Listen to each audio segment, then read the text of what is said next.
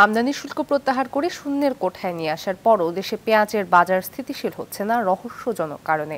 সরবরাহে কোনো ঘাটতি নেই, তারপরও দাম কমছে না।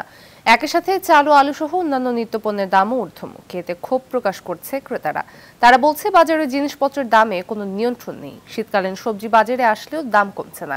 সরকার বাজার নিয়ন্ত্রণ করতে পারছে না বলেও অভিযোগ তাদের।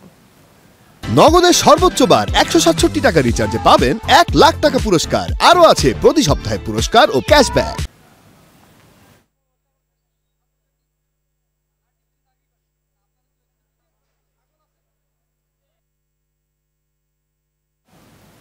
এই মুহূর্তে রাজধানীর কারওয়ান বাজার থেকে যুক্ত হচ্ছেন সহকর্মী বিপুল দেবরায়। বিপুল, নিত্যপণ্যের বাজার কেন সহনশীল হচ্ছে না, কি বলছে ক্রেতা বিক্রেতারা? আপনি যেমনটা বলছিলেন, এই অন্তর্বর্তীকালীন সরকার বাজারে যে ঊর্ধ্বমুখী যে প্রক্রিয়াটা চলছিল সেটা থামানোর জন্য কিন্তু জাতীয় রাজস্ব বোর্ডের পক্ষ থেকে বাজার নিয়ন্ত্রণের জন্য কর যে শুল্ক আরোপের যে প্রত্যাহারের যে বিষয়টি সেটি করা হয়েছিল।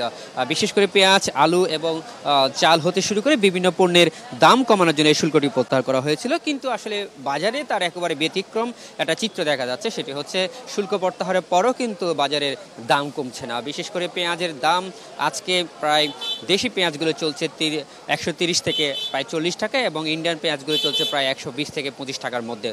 সেই সাথে আলুর দামও কিন্তু ঊর্ধ্বমুখী এবং আলু আমরা দেখতে পেয়েছি যারা একেবারে 65 থেকে 70-এর মধ্যে কিন্তু আলু চলছে, তাও কিন্তু একসাথে 5 কেজি 10 কেজি নিলে কিন্তু এই দামটা পাওয়া যাচ্ছে। খুচরা ক্ষেত্রে আরও দামটা বেশি দেখা যাচ্ছে। সেই সাথে আমরা চালের বাজার এবং সবজির বাজারে কিন্তু একই পরিস্থিতি, অর্থাৎ বলতে গেলে বাজারের যে নিয়ন্ত্রণের যে বিষয়টি আসলে সেটা এখনো পর্যন্ত মানুষের নাগালে আসেনি। সাধারণ ক্রেতারা বলছেন যে আসলে তারা গত কয়েক মাস ধরে যে ধরনের বাজার দেখছে সেটা আরও ঊর্ধ্বগতি হচ্ছে এবং সেটা একেবারে নাগালের বাইরে চলে যাচ্ছে বলে এমনটা দাবি করছেন। সেই সাথে শীতকালীন যে সবজি রয়েছে সেগুলোর দামও একেবারে বৃদ্ধি পেয়েছে। ফুলকপি হতে শুরু করে টমেটো, শসা সব কিছু দিক দিয়ে একেবারে বৃদ্ধি বলাই যাচ্ছে, অর্থাৎ কোনো কিছুরই দাম কমছে না। অর্থাৎ নড়েছিল হয়তো 5 টাকা 20 টাকা কমলেও আবার সেটা দেখা যাচ্ছে 10 থেকে 15 টাকা 20 টাকা বেড়ে যাচ্ছে।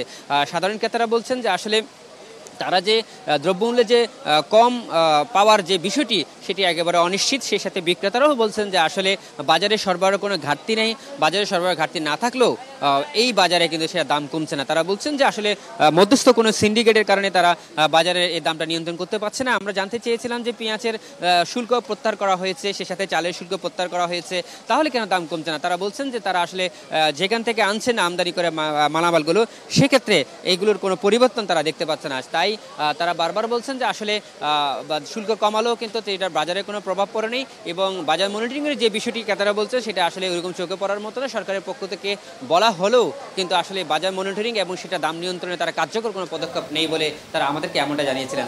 ফাতিমা, এই ছিল আমার কাছে সর্বশেষ তথ্য। ধন্যবাদ।